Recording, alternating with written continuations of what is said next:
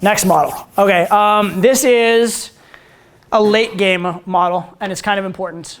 This is called the point of no return. Someone brought this up yesterday during Game 101, but let's say point of no return.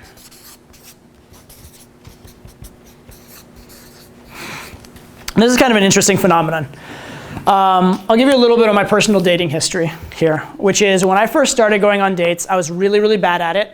A lot of times I wouldn't get a second date just because there was no connection with the girl. Then I got a little bit better, and there was a connection with the girl. I'd get a lot of second dates, a lot of third dates, but I wouldn't escalate enough, and I wouldn't actually get laid that much. I'd occasionally eventually get laid, but not that often.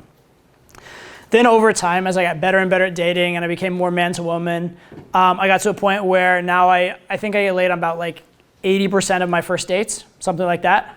But the downside is after the first date, if I don't sleep with a girl, it's actually very rare I have a second date.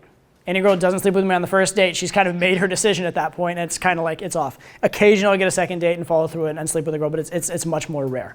Okay, so what's happened is my overall percentage that I'm sleeping with has gone way up. The percentage I'm sleeping with on the first date has gone way up, but it's become much harder to get second and third dates, which is weird because you'd think if I'm overall doing better and girls are liking me more, I'd get more of that too, but I'm not. And here's a big part of why. It's called the point of no return. The idea is this.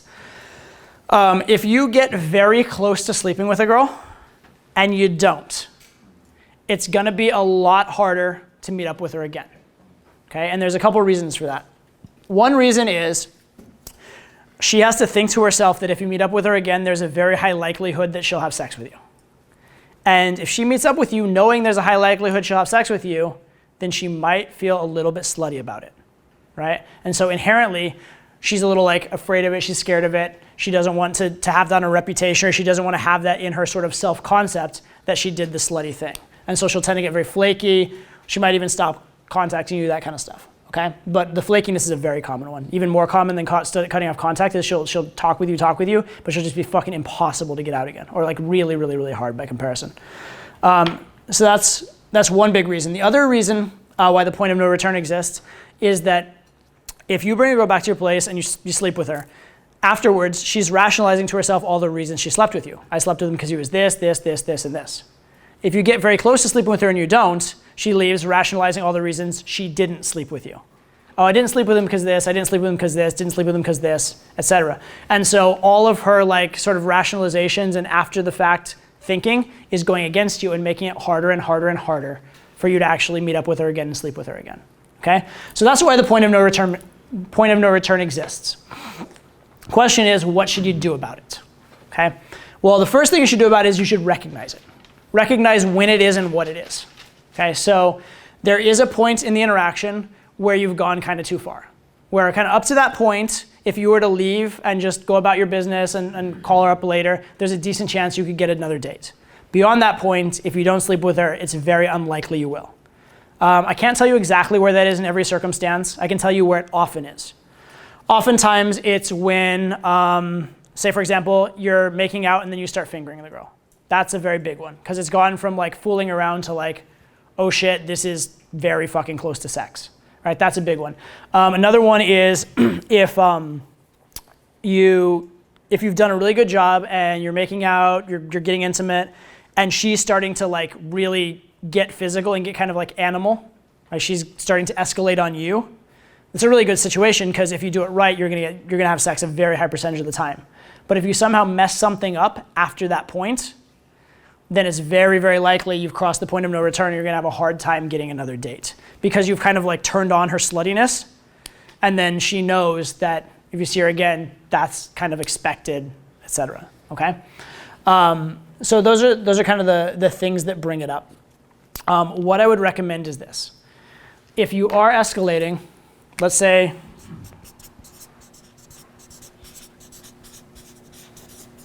escalating, moving it forward, and here's the point of no return, and then here's like some gap, so to speak. I don't know what a gap in escalation is, but it's some distance of some kind, and then here's sex, okay?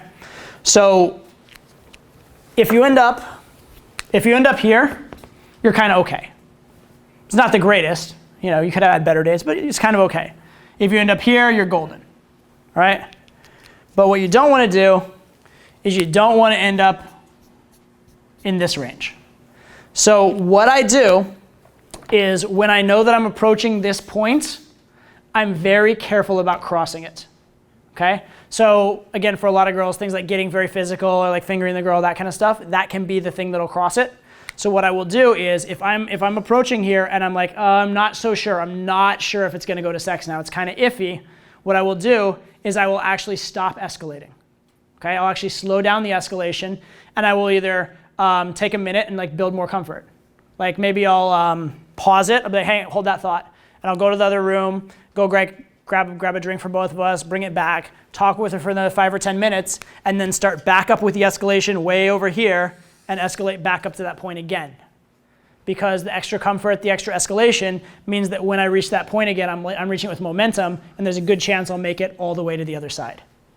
Okay? So when I notice that point of no return, if I'm unsure, if I don't feel like it's going as well as it could be at that point, instead of just blindly pushing forward, a lot of times I'll be a little bit patient, I'll calm it down, etc. The other thing you can do is actually sort of give a little bit of your own last minute resistance here. Like act like you're a little hesitant, and that can get her chasing. And one of the best ways to sort of cross that chasm is to get her chasing, get her participating. So that's another thing that can be really, really helpful, okay? But what I recommend is be aware of that point of no return. Be aware when you're approaching it, and within the date, don't approach it if you don't feel you can get all the way through it. Don't get close and fail, okay? Because that will mean that the girl will very likely not see you again.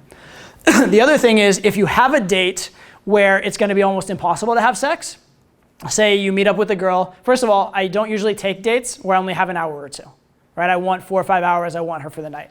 But sometimes you think you have her for the night and then you find out she has another commitment, she shows up and tells you afterwards.